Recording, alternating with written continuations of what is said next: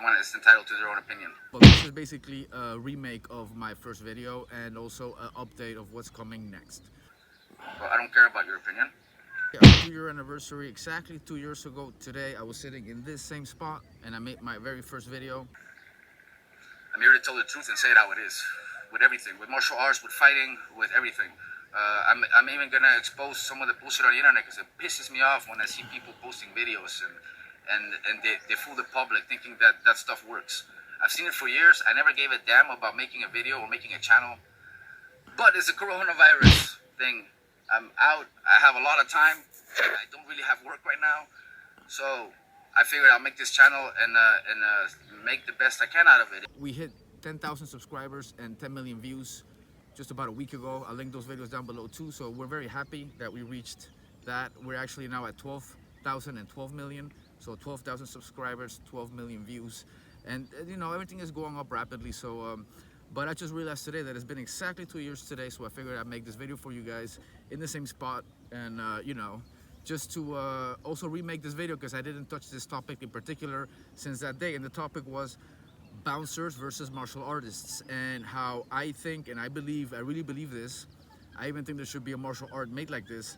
I believe that bouncers, more bouncers, or if not all bouncers, should train in martial arts, whether that's wrestling, boxing, or kickboxing, either one of those that actually works. Either one of those. Judo, of course, could be also an option. Like real martial arts, not like a combative system, not any of that stuff.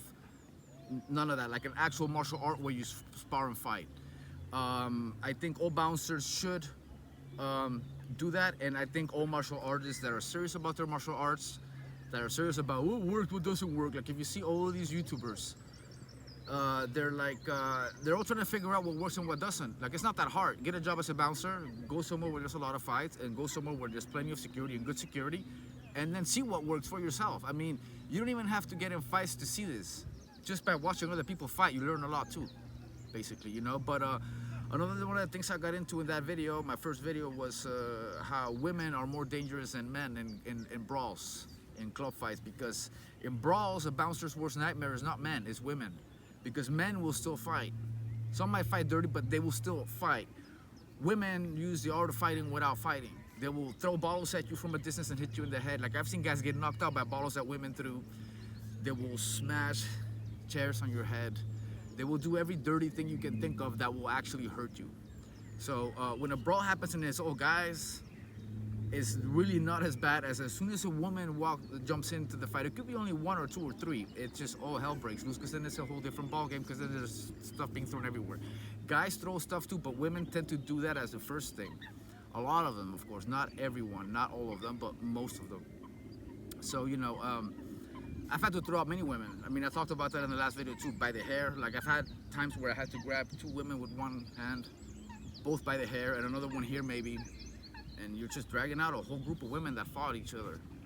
It's just how it is in the club. You don't have the luxury of saying, oh, I don't hit women, or I wouldn't do that to a woman. Like, yeah, like you learn a lot about females' nature too, clubs, you know, like for example, the bathrooms, you know, restrooms. Restrooms are like a cheating spot for women, you know. Have you ever had your girl maybe take too long at a club? She went to the bathroom, just took way too long, and something just felt off. I'm not saying something happened, but a lot of times it does. You know, Chad or Tyrone or Jose or whoever takes her to the bathroom. She goes to the bathroom, throws her in there, and then bang. Bouncers do this too. Club staff do this as well. You know, I mean, if I had a dime for every married woman that walked into a club and got banged by somebody of the staff or a bouncer or whatever, damn, like that happens a lot. And sometimes not even enough. Sometimes they'll come back and they'll go for someone else at the end of the night after they drop their drunk husband back off at home. So, you know, you learn a lot about female nature at clubs also. So I mean, those two things are very handy to learn, that you learn as a bouncer. The experience with women and looking at their nature and how they are. Not all of them, of course, but you do get some of the worst behavior of people at clubs. You'll see their best face when they walk in, and maybe their worst face at the end of the night, or vice versa. It just depends. But you know, basically, what's to come? I'm gonna do more Van Damme videos. I'm gonna do some dark stories on Van Damme, some things that no one knows about. I'm gonna break down the video that went viral, the one that has 1 million something views, no, 2 million views now, right? Almost 3. The other one has like 8 million views. I'm gonna break those down. because everybody's got their own opinion on what happened there. So I gotta really break down what actually really happened.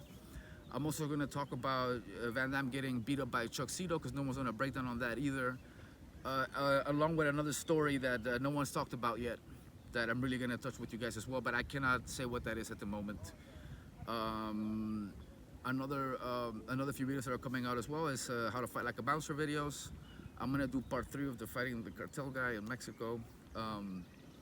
Also more fight breakdowns, more shooting breakdowns. But last but not least, what I will touch with you guys, and you guys let me know in the comments if it's something you guys want to hear or not, is I want to go back to the beginning. Like I want to show you guys why I am the way I am. Like I want to go back as far as like my first near-death experience when I was a kid, and how that happened, and how basically I had to grow up tough as a kid, even though I was raised by a pilot and we had it okay financially. I mean, there's a lot of rough things that I went through growing up that basically made me the way I am, and I'm gonna share that with you guys. It's deep. It's not stuff I've told anyone other than my girlfriend. So, but I'm gonna share some stories with you guys that are deep and very personal, but it'll help you guys understand my mindset more and why I am the way I am and why I turned out to be how I am. Like basically all the jobs I've taken and all the risky stuff I've done. There's a reason why I'm like that. It always goes back to someone's childhood. So I'm gonna touch those topics too. And other than that, did I forget anything, Leo? I think you covered it all. You sure? Think about it. No, I'm sure. Well, other than that, then that's it, guys. Till next video, and I hope you guys enjoyed this video. Catch you later.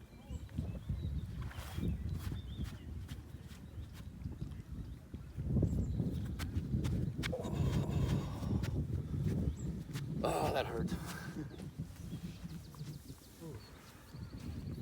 I've always told the bouncers I work with that they should take martial arts when they have no training. Most of them don't want to. Most of them that have never done it don't want to. They will say, I know how to talk, I know how to street fight, I know when to hit a person, I know when not to hit a person, I know how to control people. That's what you basically do as a bouncer. You control people. You learn how to control other fighters even. You know, I've seen many trained fighters get their asses kicked in clubs. And not necessarily by bouncers. I mean, we've done it too, of course. We do it all the time. But I mean by other patrons that just street fight. If there's one guy beating a bouncer on the floor and I see him, I'm not gonna get in front of him and be like, hey, let's fight.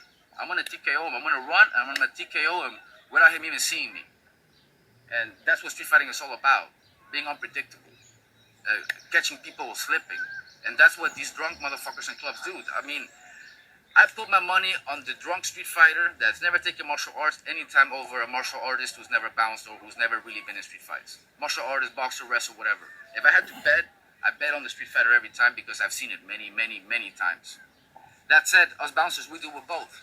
We deal with drunk street fighters. We deal with drunk martial artists. We deal with sober martial artists or athletes sometimes that get into fights that are just in the club. Famous people, drug dealers, I mean, you name it. We deal with everything. We deal with the worst of the worst in clubs, especially. It doesn't matter if it's a ghetto club or a nice club. I mean, the club I worked at in LA was Huntington Park. That's a really ghetto area. It's a ghetto club with ghetto people. A lot of illegals, a lot of gangbangers, a lot of these type of things. On the other hand, the club I worked at in Mexico was an exclusive club. So you deal with a different kind of crowd, but it's just worse in a different way, basically. But what I'm trying to tell people is if you're a martial artist and you really want to know what you can do, I think you should try bouncing. If that's important to you, of course. I don't think everyone should do it, but if it's important to you to really know what you can do, to really get experience, to know what it's like to go through that rush, to go through the crowd, to know that, hey, you might die because you have to be willing to die to bounce. Yes, you do, unfortunately. To do the job right, you have to be willing to die. Every fucking time you put the uniform on, you gotta be like, I'm ready to die today. And you gotta accept it. You gotta almost be suicidal. You gotta be a nut job to do bouncing work. And I'm saying that, yes, I'm saying that you have to be different. To be a cop too, you have to be a nut job to do those jobs, especially if you're working different in dangerous areas.